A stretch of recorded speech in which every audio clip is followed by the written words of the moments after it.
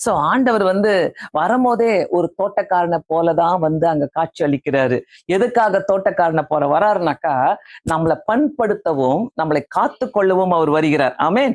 நம்மளை பண்படுத்தி கொள்வதற்காக வருகிறார். சோ பிரியமானவர்களே, நம்ம எந்த அளவுக்கு கர்த்தருக்குள்ள பண்படுத்தப்படுகிறோம், எந்த அளவுக்கு நான் நான் கர்த்தருக்குள்ளாக நான் அவரை எப்படி நான் பார்க்கிறேன்.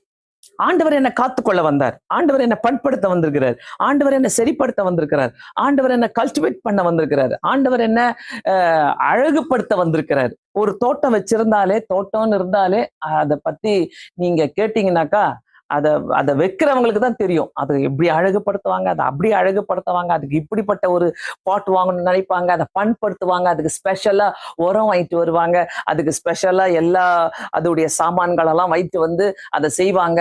பயங்கரமா இருக்கும். இந்த தோட்ட வேலை செய்யறவங்க எல்லாம் பாத்தீங்கன்னா ரொம்ப டீப்பா இறங்கிட்டாங்கனாக்கா அது அந்த தோட்டங்கள், அந்த செடிகள், அந்த பூக்கள் அவங்களோடு கூட பேச ஆரம்பிக்கும். இந்த இடத்துல அந்த ஆதாம் தவறியத, அந்த ஆதாம் தவற விட்டத, பண்படுத்தவும் காத்துக்கொள்ளவும் தவற விட்டத இயேசு கிறிஸ்துவானவர் உயிர்த்தெழுந்து அந்த அந்த அந்த மரியாளை பார்த்து கேட்கிறார், நீ ஏன் அழுகிறாய்? அவரை பார்த்து அவர் தோட்டக்காரர் என்று எண்ணி நீர் எடுத்துக்கொண்டு போனது உண்டானால் அவரை வைத்த இடத்தை எனக்கு சொல்லும் என்று அவரை எடுத்துக்கொள்வேன் என்றால், இயேசு அவளை நோக்கி மரியாளே என்றால், அவர் திரும்பி பார்த்து ரபூனி, அதுக்கு போதுகிறே என்று அர்த்தமாம். சோ தோட்டக்காரர் ஒரு போதகராக உள்ள வந்திருக்கிறார். ஆமென். நம்மளை காத்து கொள்வதற்காக வந்திருக்கிறார், நம்மளை பண்படுத்துவதற்காக வந்திருக்கிறார். இயேசு செத்து போயிட்டாரு, காணாம போயிட்டாரு கிடையாது. ஆதாமோட போயிடுச்சு. அவர் நம்மளை எப்படி பண்படுத்துவாரு, அவர் நம்மளை எப்படி காத்துக்கொள்ள, அவர் உயிர்த்தெழுந்தாலும் ஒரு தோட்டக்காரனை போல, போதகராக இருந்தாலும் ரபூனியை போல எழும்பி நம்மளை காத்துக்கொள்கிற தேவனாக வந்தார். ஆமென். அல்லேலூயா. ரொம்ப ரொம்ப ஒரு அந்த அந்த அந்த 20வது யோவான் 20வது அதிகாரத்தை படிச்சாலே ரொம்ப நல்லா இருக்கும்.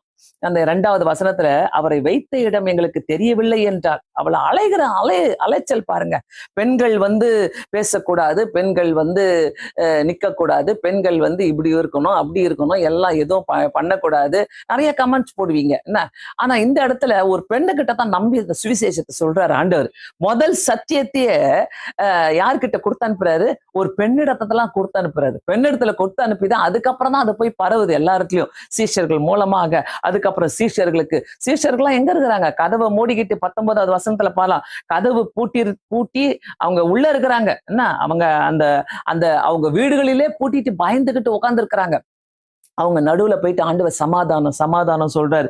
அந்த அதிகாரம் முழுவதுமே அவர் போற இடத்துல எல்லாம் சமாதானம் சொல்றாரு.